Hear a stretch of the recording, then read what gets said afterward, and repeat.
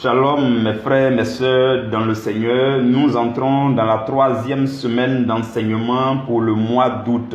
Et le sujet que nous méditons chaque semaine de ce mois d'août, c'est l'amour divin donne puissance à la foi chrétienne. Donc en cette 3e semaine du mois d'août, notre thème que nous allons méditer chaque jour de cette semaine, c'est dans la doctrine de Christ, la puissance de la foi, c'est l'amour divin.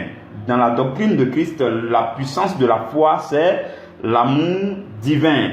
Aujourd'hui, lundi 19 octobre 2020, notre sous-thème, le premier sous-thème qui ressort de ce thème de la semaine, c'est la doctrine de Christ a apporté à l'humanité les plus excellentes promesses de Dieu. C'est ça le sous-thème d'aujourd'hui. La doctrine de Christ a apporté à l'humanité les plus excellentes promesses de Dieu. Je voudrais que nous puissions prier et exprimer notre reconnaissance à notre Dieu avant de commencer cette méditation. Seigneur Dieu éternel, nous te disons merci en ce jour, merci pour ton amour, merci de nous avoir offert, Seigneur, ce week-end de repos, et tu nous fais la grâce d'entrer dans cette nouvelle semaine. Béni soit ton Saint-Nom, toi qui es fidèle, toi qui es amour, toi qui es infiniment bonté et qui a décidé encore de renouveler, Seigneur, ton alliance avec chacun de nous. Seigneur, nous demeurons, Seigneur, sous ta garde, sous ta protection, Seigneur. Et nous te prions que ton esprit nous rejoigne. Que ton esprit rejoigne chacun de nous, Seigneur. L'esprit de Jésus-Christ rejoigne chacun de nous. À l'endroit où il se trouve dans ses activités, tout ce qu'il va faire en cette semaine, je prie, Seigneur, que ton esprit demeure avec nous. Je prie également que, Seigneur, le sang de Jésus-Christ qui nous a rachetés soit notre couverture et notre sécurité tout au long de cette semaine. Père, je te soumets entièrement ma personne et je te soumets, Seigneur, chacun de mes frères, chacune de mes sœurs. Je te soumets, Seigneur, notre moment d'union en esprit, ce temps de méditation. Je te soumets ce moment, je te soumets chaque instant de méditation prévu dans cette semaine. Nous nous recommandons à ta grâce dans le nom de Jésus-Christ de Nazareth. Amen. Mes frères et mes sœurs, nous allons lire dans Hébreux chapitre 8, versets 6 à 8. Hébreux 8, 6 à 8. Voilà. Mais maintenant, il a obtenu un ministère d'autant supérieur qu'il est le médiateur d'une alliance plus excellente, qui a été établie sur de meilleures promesses.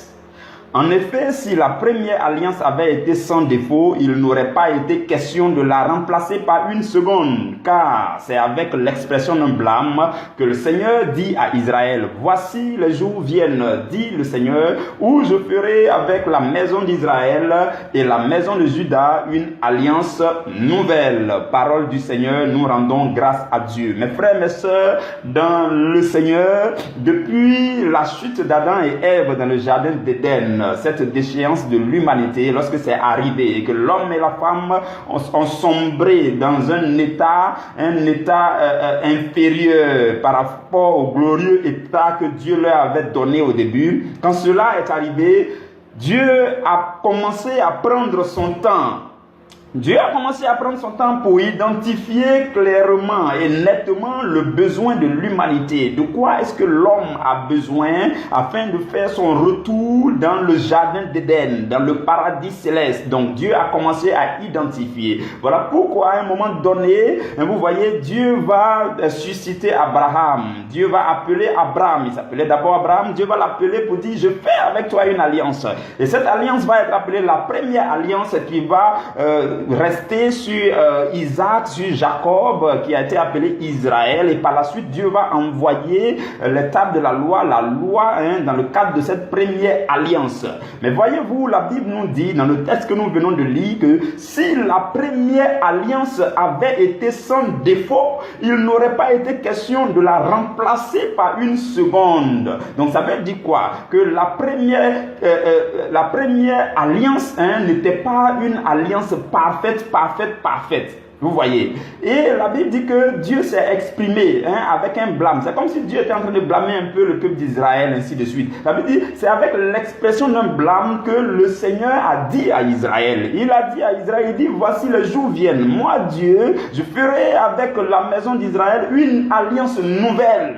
Une alliance nouvelle. Et le texte que nous avons lu dit que cette alliance a été établie sur de meilleures promesses. Vous comprenez, mes frères et mes sœurs? Cette alliance a été établie sur quoi? Sur de meilleures promesses. Donc, ça veut dire que l'ancienne alliance va te remplacer par une nouvelle alliance. Et cette nouvelle alliance va être aussi appelée la seconde alliance. Voyez-vous, il y a une différence entre quand on dit deuxième et puis quand on dit seconde. En français, là, quand on dit second, quelque chose vient en seconde position, ça veut dire c'est la deuxième et la dernière position. C'est ce que veut dire le mot seconde. Seconde, ça veut dire deuxième et dernier. Si ce n'est pas le dernier, on dit tout simplement deuxième. Donc l'alliance nouvelle en Jésus-Christ est tout simplement la seconde alliance. C'est-à-dire quoi? La deuxième et la dernière alliance que Dieu a tissée avec l'humanité. Avant même l'avènement du Seigneur Jésus-Christ, Dieu va parler par la bouche du prophète Ésaïe. Dans Ésaïe chapitre 42 au verset 1, Dieu va dire, voici mon serviteur que je soutiendrai, mon élu, en qui mon âme prend plaisir. J'ai mis mon esprit sur lui, il annoncera la justice aux nations. Voici ce que Dieu prophétise à travers la bouche d'Israël, d'Ésaïe. Et quand Jésus va faire son apparition, lui-même va dire, l'Esprit du Seigneur est sur moi parce qu'il m'a oint pour faire ceci, pour faire ceci, pour faire cela. Vous voyez, donc, au temps marqué, à l'an 0, Jésus va faire son apparition dans ce monde. Il va venir et il va porter à l'humanité toute entière toutes les promesses les plus excellentes de Dieu. Dieu va charger Jésus pour venir sur la terre avec les promesses excellentes. Et après sa passion, sa mort et sa glorieuse résurrection, il va monter pour se retrouver dans la gloire de son Père. Voici ce que Dieu a fait pour nous. Dieu a identifié ce dont l'humanité a besoin, ce dont tu as besoin, ce dont j'ai besoin. Et Dieu a formulé tout cela dans la nouvelle alliance. Et il a mis cela en Jésus. Et Jésus est venu avec toutes ces alliances. Mes frères et mes sœurs, écoutez-moi attentivement. Suivez-moi très bien, s'il vous plaît. Je veux parler à quelqu'un en ce matin. Si tu as l'impression d'avoir été maudit, aujourd'hui, je viens te dire que Dieu t'a apporté la promesse de la bénédiction éternelle en Christ. La promesse de la bénédiction éternelle en Christ. Vous voyez, à l'exemple de l'histoire de Balaam et autres, c'est comme si Dieu t'a béni de toutes sortes de bénédictions en Christ. Et aucune malédiction ne peut fonctionner contre toi. Dans l'histoire de Balaam, Balaam dit à Balak, il dit, mais ce peuple est déjà béni, je ne peux pas les maudire. Quand je veux prononcer quoi que ce soit contre eux, c'est des bénédictions qui sortent. C'est de la même façon, mes frères et mes sœurs. Je veux vous dire, est-ce que vous aviez déjà assimilé, saisi cette magnifique révélation qui se trouve dans Éphésiens chapitre 1, verset 3? Est-ce que vous l'aviez déjà vu? La Bible dit, Dieu, le Père de notre Seigneur Jésus-Christ, nous a bénis de toutes sortes de bénédictions spirituelles dans les lieux célestes. Dieu t'a béni. La promesse de la bénédiction éternelle a été déposée en Jésus-Christ. Et Jésus est venu avec cette excellente promesse pour toi et pour moi. Voilà pourquoi je déclare, là où ton nom a été prononcé avec des paroles de malédiction, la bénédiction de Dieu les engloutit maintenant au nom de Jésus. Et parce que tu as cette révélation, je te le dis, il n'y a désormais aucune condamnation parce que tu es en Jésus-Christ. Parce que tu es en Jésus. Et la Bible dit bien dans Romains 8 au verset 1, Quand tu es en Jésus, que tu saisis les promesses de Dieu, que tu en as la conscience, la connaissance, il ne devrait plus avoir de condamnation. Qu'est-ce qui te condamne encore? Qu'est-ce qui te tient encore esclave? Parce que la Bible dit dans 2 Pierre chapitre 2 verset 19 que chacun est esclave de ce qui a triomphé de lui. Donc dis-moi, qu'est-ce qui triomphe encore de toi? Qu'est-ce qui te tient esclave? Qu'est-ce qui te condamne? Et on va aller à travers ta vie. Toi et moi, avec le Saint-Esprit, on va aller à travers ta vie. Et on va parler à ces choses qui te tiennent en captivité. Parce qu'il n'y a plus de condamnation. Dieu a mis les excellentes promesses, les bénédictions, les grâces en Jésus-Christ qui les a apportées à l'humanité.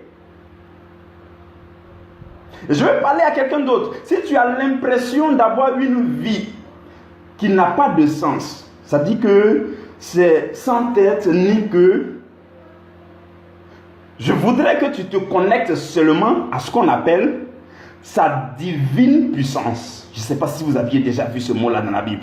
Sa divine puissance. Et alors tu vas découvrir merveilleusement que les plus grandes et les plus précieuses promesses de Dieu se trouvent en Jésus-Christ. La Bible dit, sa divine puissance nous a donné tout ce qui contribue à la vie et à la piété, au moyen de la connaissance de celui qui nous a appelés par sa propre gloire et par sa vertu, lesquels nous assurent de sa part les plus grandes et les plus précieuses promesses. Lesquels nous assurent quoi? Les plus grandes et les plus précieuses promesses, afin que par elles vous deveniez participants. Nous devenions participants. Tu deviennes participant de la nature divine de Dieu. C'est ce que nous dit 2 Pierre chapitre 1. Sa divine puissance nous a donné tout ce qui contribue à la vie. Si tu as l'impression que ta vie est vide, que ta vie n'a pas de sens, je te dis, connecte-toi à sa divine puissance. La divine puissance de Dieu te sera communiquée par, la Bible dit, au moyen de la connaissance. Donc c'est au moyen de la connaissance de Christ que tu te connectes à la divine puissance de Dieu, afin que par tout cela, tu deviennes participant de la nature divine. Et c'est en tout cela que se trouvent les plus grandes et les plus précieuses promesses de Dieu. Et la Bible dira dans Colossiens chapitre 1 au verset 16 à 17, la Bible dit, car en lui ont été créées toutes choses qui sont dans les cieux et sur la terre, les visibles et les invisibles, les trônes, les dignités, les dominations, les autorités. Tout a été créé par lui et pour lui. Il est avant toute chose et toute chose subsiste en lui. Tout a été créé par lui et pour lui. Et il est le seul capable de créer dans ta vie tout ce que tu désires et que tu ne vois pas encore dans ta vie. C'est lui seul, parce que c'est lui qui crée tout et tout lui appartient. Et la Bible dit toute chose subsiste en lui. C'est-à-dire que quoi? Si tu as une entreprise, tu as des activités, tu as des projets, ton travail, ton mariage, tes finances, ta santé, si tu veux que toutes ces choses subsistent, la Bible déclare que toutes choses subsistent en lui. Il faut simplement te connecter à lui. En lui ont été créées toutes choses. Et Colossiens 2, verset 9 à 10 va insister pour dire, en Christ habite corporellement toute la plénitude de la divinité. Et au verset 10, il dit, vous avez tout pleinement en lui. Tu as tout pleinement en Jésus. De quoi tu as besoin? Tu as tout. Si tu as besoin de la liberté, de la délivrance, tu auras tout cela en Christ. Nous avons tout pleinement en lui, qui est le chef de toute domination et de toute autorité. Il est le chef suprême. Et en lui, nous avons toutes choses excellentes, les grâces, les bénédictions, les promesses de Dieu. Nous avons tout cela en Jésus. Je parle aujourd'hui à quelqu'un. Que peu importe ton bord religieux, je ne sais pas dans quoi tu es, mais je suis venu te dire aujourd'hui, il y a un seul Seigneur, le véritable, c'est Jésus-Christ, mon Seigneur et mon Dieu. Et Hébreux 1 au verset 2 va dire que Dieu a établi son Fils en tant qu'héritier de toutes choses. Je ne sais pas si vous percez les révélations qui sont en bas de ces versets. Dieu a fait quoi? Il a établi son Fils en tant qu'héritier de toutes choses. C'est-à-dire que quoi? Les promesses excellentes de Dieu pour l'humanité ont été confiées à quelqu'un que la Bible appelle héritier de toutes choses. Héritier de quoi? De toutes choses. Est-ce que c'est héritier de 10 choses? Non. Héritier de 20 choses? Non, je ne suis pas sûr. Ce n'est pas héritier de 1000 choses. Il est héritier de toutes choses excellentes. Les grâces, les bénédictions excellentes. Voilà pourquoi la Bible ne cessera de te recommander de devenir co-héritier de cet héritier de toutes choses. Vous comprenez, mes frères et mes sœurs? C'est ce que le Seigneur veut nous dire aujourd'hui. Et tu as peut-être le désir d'être une bonne personne, une personne sage et irréprochable dans tout ce que tu fais. Je te dis, Dieu t'a apporté la promesse de ce qu'on appelle une vie sainte. La promesse de la vie sainte là, Dieu a envoyé ça en Jésus. Parce que Dieu a envoyé Jésus pour ta sanctification. Tu veux devenir bien sage, tout ça, c'est beau. Mais je te dis aujourd'hui que c'est en Jésus-Christ que tu vas devenir comme ça.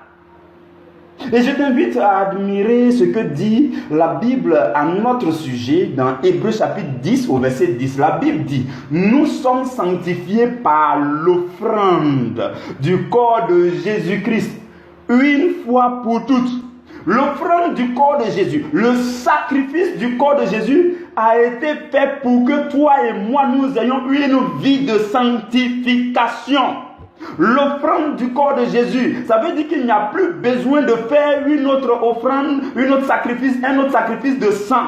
Il n'y a plus besoin. C'est seulement en Jésus que tes efforts de sainteté, de piété peuvent fonctionner. Tu vois, peut-être que tu as laissé Jésus de côté. Tu cherches à être trop bien, trop sage, trop intelligent.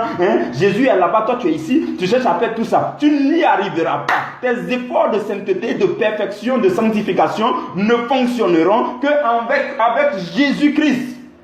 C'est ce que je suis venu te dire aujourd'hui. Voilà pourquoi, par le son de ma voix qui entre en toi, la puissance de Dieu réduit à l'impuissance toutes les emprises du péché dans ta vie au nom de Jésus. Et la Bible dit quoi? Dans Hébreux 10 là, la Bible dit une fois pour toutes. Ça veut dire que c'est suffisant. Le sacrifice de Jésus est suffisant pour te conduire à travers une vie de sanctification.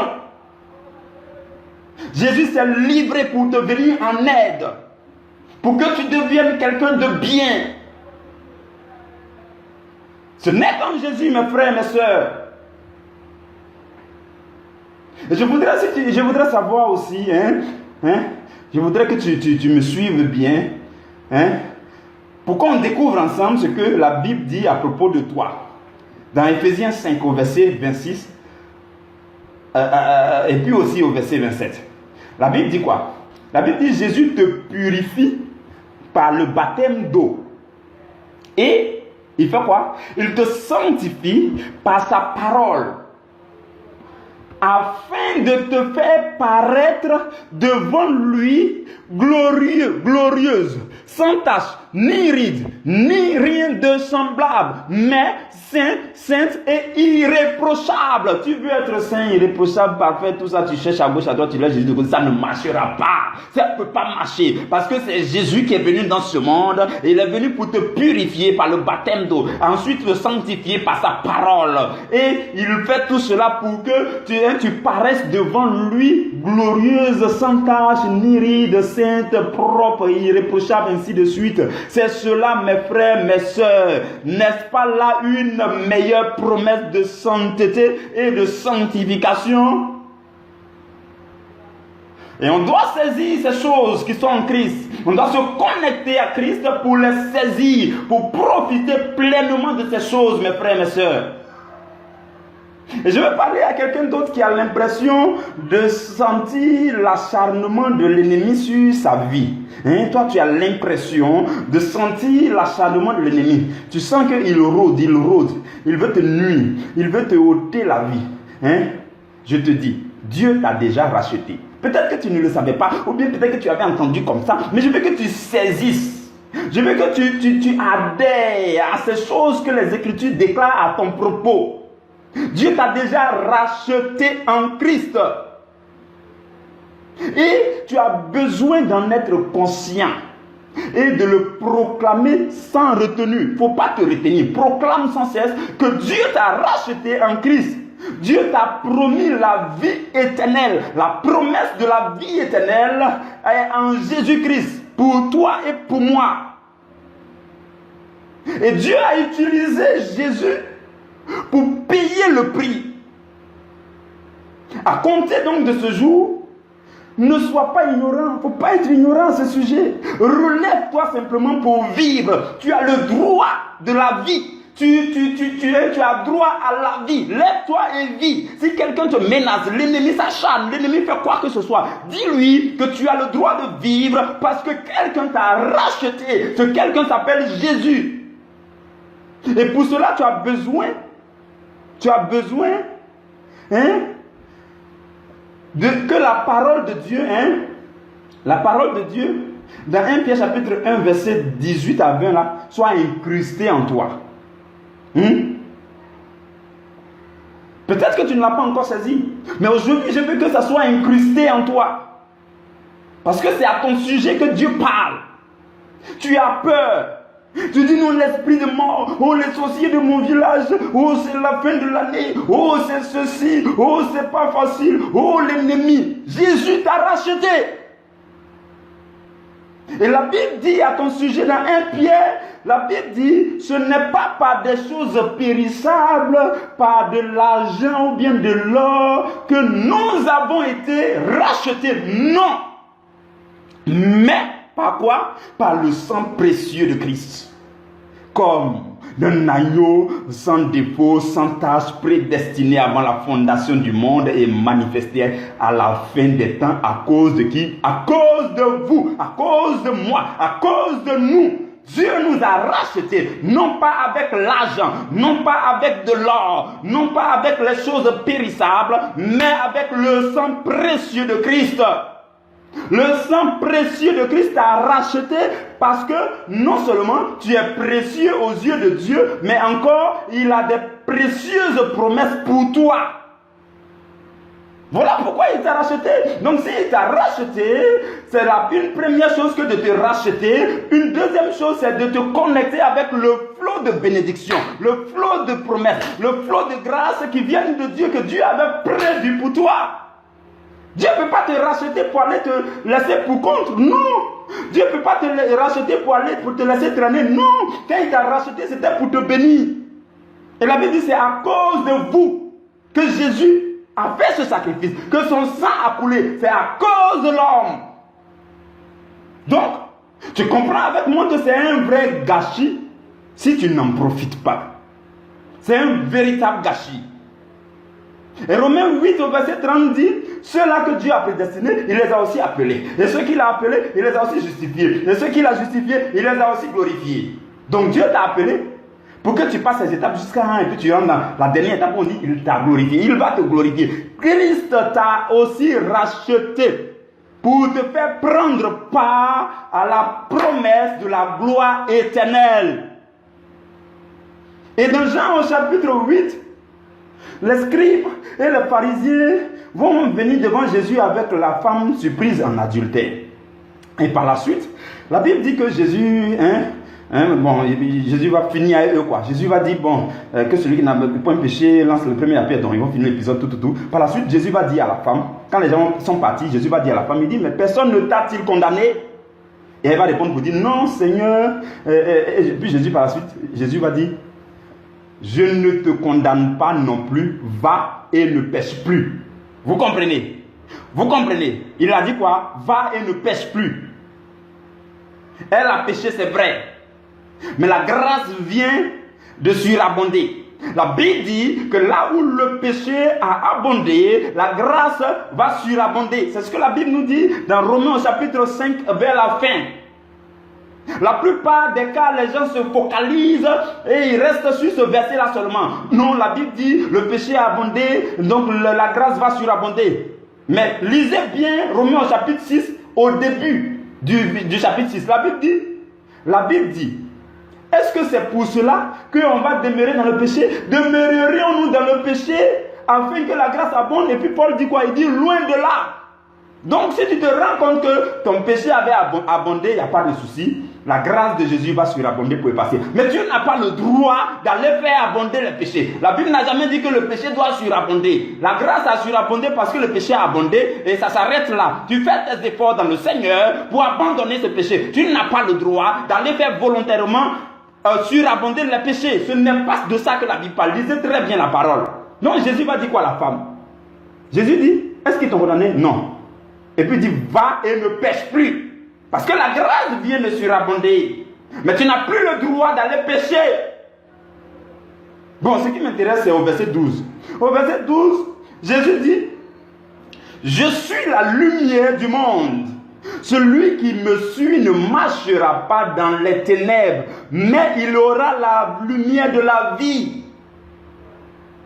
Qu'est-ce que je veux dire? Celui qui t'a racheté là, il est aussi ton guide, il est ta lumière. Et aussi vrai qu'il a décidé de te racheter, sache qu'il a décidé aussi de te guider par sa lumière. Il est la lumière du monde. Et celui qui le suit ne marchera pas dans les ténèbres. Voilà pourquoi tu as besoin de suivre Jésus, pour que la lumière de Jésus puisse éclairer les grâces, les bénédictions de Dieu sur ta vie, et que tu puisses les voir, et que tu puisses en profiter. C'est de ça qu'il s'agit, mes frères, mes sœurs. Et il dit, celui qui me suit ne marchera pas dans les ténèbres. Ce n'est pas possible. Parce que quoi? Il est simplement le bon berger.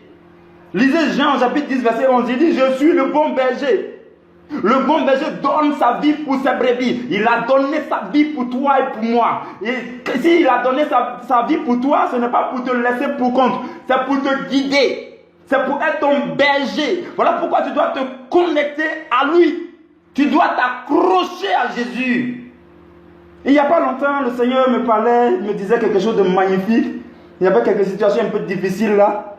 Et le Seigneur me dit, il me donne une image, il dit la vie c'est comme un chemin, colline, montée, descendre, colline, montée, descendre. Ce sont des collines quoi. Et il me dit, si tu es à la montée, tu dois t'assurer de t'accrocher à moi. Et si c'est la descente, tu dois tout faire pour être sage pour m'attendre. Parce que souvent à la descente, comme tout va bien, tout roule bien, tout ça, on a l'impression d'aller plus vite que le Saint-Esprit. On laisse le Saint-Esprit derrière et puis on descend vite parce que c'est la descente de la colline. Le Seigneur me dit, fais attention, quand tout va très bien, tu dois apprendre à attendre le Saint-Esprit. Pour dire, je t'attends. C'est vrai, j'aurais pu avancer, mais je t'attends. Maintenant, le jour où c'est la montée, tu t'accroches au Saint-Esprit, tu dis, ne me laisse pas. Parce que si tu montes, je ne pourrai pas monter. Vous comprenez? Jésus est notre guide, il est notre lumière, il est notre berger. Et si tu n'as pas la paix du cœur, je te dis, Éphésiens 2, verset 14 dit, il est notre paix. La paix là, tu ne peux pas trouver ça ailleurs. Et tu dis non, je n'ai pas la paix du cœur, non, ceci, cela. Souvent même malgré ta sainteté, ta piété, ton christianisme là. Tu n'as pas la paix du cœur. C'est parce que tu n'es pas encore bien fondé en Jésus. Parce que la Bible dit il est notre paix. Et lève les mains souvent et puis dis-lui, la Bible déclare dans Ephésiens 2,14 que tu es notre paix. Seigneur, je désire ta paix. Et dans Philippiens, la Bible dit que la paix qui surpasse tout entendement va venir pour habiter ton cœur. Et Hébreux 4, verset 9 dit, il est notre repos de sabbat. La Bible dit, il y a un repos de sabbat réservé au peuple de Dieu que vous et moi nous sommes. Il y a un repos intérieur. Tu manques de paix, tu manques de repos. Connecte-toi à Jésus comme il se doit et tu vas recevoir en toi cette paix parce qu'il ne t'a pas racheté pour te laisser dans le tourment. Non, Dieu a promis la paix en Jésus. Le repos de sabbat a été réservé au peuple de Dieu. Vous comprenez? Maintenant, je vais m'adresser maintenant à quelqu'un. Toi, tu cherches la connaissance. Tu cherches à percer les mystères. Tu fais beaucoup d'études. Pour comprendre les choses de la vie, les mathématiques, les philosophies, la sociologie, la médecine, quoi. Tu cherches à comprendre, tu comprends. Tu cherches, tu fouilles Internet, ceci, cela. Je vais te dire quelque chose. Tu fais tout cela et puis tu te rends compte que ton âme n'est pas toujours satisfaite. Tu sais pourquoi? Parce qu'il te reste à y ajouter ce que Dieu t'a promis pour que ton âme soit comblée. On appelle ça la connaissance de Christ. Et la Bible dit que la connaissance de Christ est un mystère. La connaissance de Christ est un magnifique mystère. Colossiens 2, verset 3 dit que c'est un mystère dans lequel sont cachés tous les trésors de la sagesse et de la science. Tous les trésors de quoi? La sagesse et de la science. Tu ne peux pas laisser le mystère de Christ. Tu ne peux pas laisser le Seigneur Jésus à côté pour aller fouiller dans les criminologies, sociologie, copologie, pour aller avoir la sagesse. Je te dis, tu te fatigues. Si tu veux que tout ça marche bien là, je n'ai pas dit d'effacer tout ça. Tu laisses tout ça, continue tout ça. Mais il faut ajouter Jésus. Cherche à connaître Jésus. Cherche à percer le mystère de la connaissance de Jésus. Parce que c'est dans ce mystère que se trouvent tous les trésors de la sagesse, de la connaissance et de la science. C'est ce que je suis venu te dire aujourd'hui. Dieu t'a fait une promesse en Christ. Et puis toi, tu laisses cette promesse, tu t'en fouillé, tu t'en fait tes efforts personnels. Ça ne marchera pas tant que tu n'as pas ajouté pour Jésus. Ta Bible est couchée chez toi à la maison. Mais c'est toi qui lis tous les journaux, toutes les revues, toutes les pages internet. Tu lis tout. Tu es au courant de tout ce qui se passe dans tous les pays. Ta Bible là, quand tu vas ouvrir ce jour-là, le mystère de la connaissance de Jésus va venir te présenter ce qu'on appelle le trésor de la sagesse et de la science. C'est là que tu seras illuminé. C'est ce que je suis venu te dire aujourd'hui. Parce que tu es trop plongé dans la sagesse des hommes, tu es plongé dans la science, tout et tout. Aujourd'hui là, le Saint-Esprit te dit que tous les trésors de la sagesse et de la science ne se découvrent que dans le mystère de la connaissance du Christ Jésus. C'est ce que Dieu te dit aujourd'hui.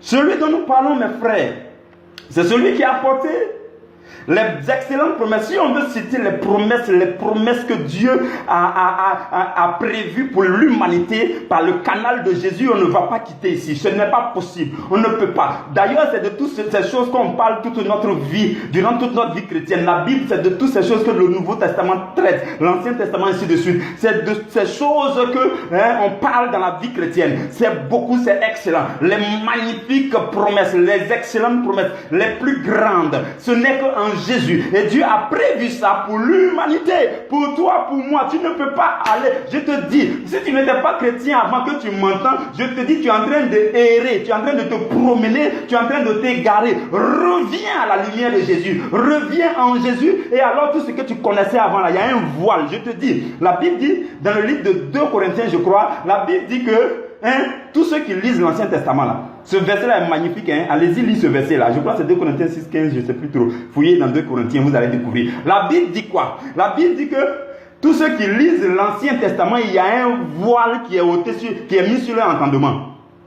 Et c'est depuis ce jour-là que j'ai compris que toutes les religions qui n'ont pas Jésus sont voilées. C'est-à-dire qu'ils connaissent beaucoup de choses, mais il y a un gros voile noir que Satan a mis sur leur cœur. Ça est là. Toute leur connaissance là, c'est voilé. Ils vont tout faire. Ils vont se coucher, se renverser, se dormir, se lever, se marcher, se quoi. Ils vont tout faire. Leur connaissance est voilée. La Bible dit que tous ceux qui lisent Moïse, jusqu'alors, tous ceux qui lisent Moïse, l'Ancien Testament, jusqu'à présent, leur cœur est voilé. Et la Bible précise pour dire, ce n'est qu'avec la connaissance de Jésus que ce voile-là est ôté. Allez-y lire 2 Corinthiens, vous allez découvrir, c'est magnifique. Et vous allez être confortable du fait que vous êtes chrétien.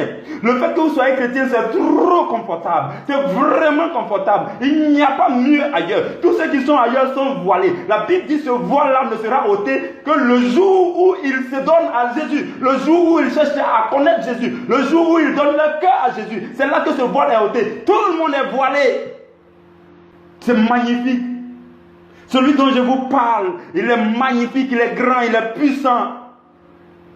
Et dans le livre de Jean au chapitre 14, Thomas va lui dire, Seigneur, nous ne savons pas où tu vas, comment pouvons-nous en savoir le chemin? Et ce jour-là, mon Seigneur, mon Dieu, il va répondre à Thomas pour dire, je suis le chemin, la vérité et la vie. Et il dit, nul ne vient au Père sans passer par moi. Donc, pendant qu'il était sur la terre, il dit, nul ne vient au Père. Ça veut dire tout simplement que pendant qu'il était sur la terre, en même temps, il était chez Dieu. Parce qu'il dit, nul ne vient. Quand il dit vient là, ça veut dire qu'il est en même temps sur la terre, il était chez Dieu. Et puis il dit, nul ne vient. Il aurait pu dire, nul ne va au Père, mais il dit, nul ne vient au Père. Vous comprenez? Jésus est trop mystérieux, il est trop magnifique, il est trop beau, il est trop admirable. Celui dont je vous parle, mes frères, il est unique en son genre. Il est le chemin, le seul chemin. Il est la vérité, la seule vérité. Il est la vie et la seule vraie vie se trouve en lui. Voilà pourquoi dans Philippiens chapitre 2, Paul n'a pas pu se fermer la bouche pour résister à l'inspiration du Saint-Esprit. Il n'a même pas pu.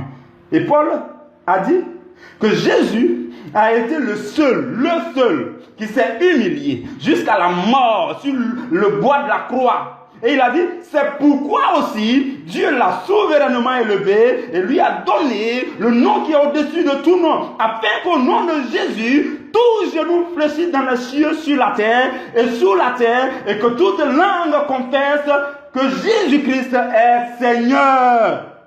C'est de celui-là que je vous parle. Il est magnifique, il est beau, il est glorieux. C'est en lui que tout le flot des promesses de Dieu sont transmis. C'est en lui seul. Il est vraiment unique. Il est le seul. Et regardez avec moi ce que l'apôtre Jean va exprimer quand il était à l'île de Patmos. Dans Apocalypse au chapitre 1, verset 17 à 18, l'apôtre Jean a été ravi en esprit et il a vu le Seigneur Jésus dans la gloire de son Père. Et l'apôtre Jean dit, quand je le vis, je tombais à mes pieds comme mort. Il posa sur moi sa main droite en disant, ne crains point, je suis le premier et le dernier et le vivant. J'étais mort et voici, je suis vivant au siècle des siècles. Je tiens les clés de la mort et des séjours des morts. Le Dieu dont je vous parle te dit aujourd'hui, tu n'as plus rien à craindre. Il dit, ne crains pas. Il dit, je suis le premier. Il est l'alpha et il est l'oméga. Il dit, je suis vivant. Il dit, j'étais mort, c'est vrai, les hommes ont dit, j'étais mort, tout ça. Mais vous-même, vous avez constaté que là-bas, j'étais ressuscité. Il dit, voici, je suis vivant au siècle des siècles. Il est l'éternel. Il est l'éternel. Et il dit, je tiens entre mes mains. Il dit à l'apôtre Jean, voici, je tiens entre mes mains, je brandis entre les mains les clés de la mort et du séjour des morts. Voilà pourquoi, toi chrétien, la mort ne peut pas t'atteindre. Je te dis, tant que celui qui a les clés de la mort n'a pas donné l'autorisation pour que tu meurs, tu ne peux pas mourir, ce n'est pas possible. Le chrétien que tu es, si tu as ces révélations, tu connais ces choses, tu es tranquille, tu n'as qu'à déclarer à l'ennemi que je ne mourrai pas, je vivrai. C'est de ça qu'il s'agit. C'est de cela qu'il s'agit. C'est de ça que je vous parle. Frères et sœurs, venez encore avec moi Et admirons ensemble ce qui est arrivé à l'apôtre Jean dans Apocalypse 19, versets 11 à 14. Voilà ce qu'il dit. Il dit, puis je vis le ciel ouvert. Et voici parut un cheval blanc. Celui qui le montait s'appelle fidèle et véritable. Il est juste et combat avec justice. Ses yeux étaient comme une flamme de feu. Sur sa tête étaient plusieurs diadèmes. Il avait un nom écrit que personne ne connaît, si ce n'est lui-même. Et il était revêtu d'un vêtement teint de sang. Son nom est la parole de Dieu. Les armées qui sont dans le ciel le suivaient sur les chevaux blancs, revêtus d'un fin lin blanc et pur. Voici celui dont je vous parle. La Bible dit qu'il est fidèle et véritable. La Bible dit que ses yeux sont comme une flamme de feu. Voilà pourquoi quand il te regarde, quand il a regardé Paul a été aveuglé sur le champ. Et quand tu le rencontres dans son intimité, ton cœur, tout ton cœur est embrasé, illuminé. Tes yeux sont comme une flamme de feu. Et la Bible dit qu'il était revêtu de sang. Son nom est la parole de Dieu. Il est le chef des armées du ciel. Il est le Seigneur. Il est le roi. Maye konta maye debro. Ranta kabaya shababade. Negonda marimoloko saikata. Mayon debro. Marabro kasia. Mekonta mayoka. Celui dont je parle est un Seigneur. C'est lui qui détient ta vie. C'est lui qui te donne la vie. C'est lui qui est ta lumière. C'est lui qui te conduit. Meroga sikate. C'est lui qui te délivre, c'est lui qui te délivre de toutes les forces du mal. Je ne sais pas ce que tu ressens en toi, dans ton corps, dans ta vie. Je ne sais pas qu'est-ce qui te tient captif, mais je te dis aujourd'hui, celui dont je te parle, il est ton Dieu, il est le véritable, il est le Seigneur, il est le roi puissant, le Dieu éternel, c'est Jésus, il est ton Seigneur. Morari kantabo sageta, me kontama ontebro, riga shababa, na kontama ondinde no rama katego, rabarabra, rikoto kante mandinge moshe ba otiginde bro, matekota, nare kantama ondi kunde moshe bo, si para, rikozo, nete kete bote, mi tuantaria, maraketo koto, mesha shabare, riborokosa, matengo neroge, mamberore, naosiko taunte, maranto ge mashebo, mero maosigade, rakota bayakate, nende bronga shebayo, metoka, marabro, rigote poka sekare gezogera, ramo de manaunte. Il est le Seigneur. Le Seigneur est Seigneur, le seul, le véritable. Il est ton roi. Accepte-le comme il convenait de l'accepter. Je ne sais pas à quel degré tu avais accepté Jésus. Je ne sais pas à quel degré tu avais adhéré à la vie de Jésus. Je ne sais pas à quel degré tu aimais Jésus. Je ne sais pas. Mais le Seigneur te dit aujourd'hui, tu dois le faire de façon convenable. Tu dois le faire de façon consistante. Tu dois le faire avec le cœur. Il est ton Seigneur, le sauveur de l'humanité. C'est en lui que se trouvent toutes les promesses de l'Alliance. C'est en lui que se trouve ta paix, ta santé, la vie, la joie, l'amour se trouve en Jésus. C'est en lui que se trouve ton épanouissement. Ton épanouissement ne peut pas être ailleurs qu'en Jésus.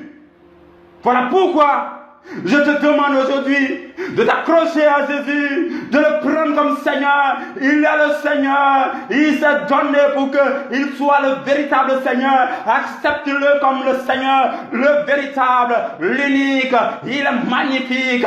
Il est beau. Sa majesté est grande. Il est infini. Il est souverain. Il est puissant. Il est infiniment grand. Béni sois-tu, Seigneur. Magnifié sois-tu, Seigneur, dans la vie de mes frères, de mes sœurs. Merci, Seigneur, pour cette belle découverte, les promesses magnifiques qui sont en toi. Et nous devenons aujourd'hui tes co-héritiers, Jésus, afin de jouir de toutes ces promesses. Béni sois-tu, Seigneur, pour tes bénédictions transmises dans nos vies. Que ton nom soit magnifié, que ton nom soit célébré, que ton nom soit élevé. Que ton nom soit chanté, que ton nom soit loué, que ton nom soit glorifié, que ton nom soit admiré, que ton nom soit sans cesse, Seigneur, élevé comme notre bannière dans les cieux. Béni sois-tu, Seigneur, louange à toi et honneur à toi. dans les siècles éternels. Amen. Rendez-vous demain à la première heure. Amen.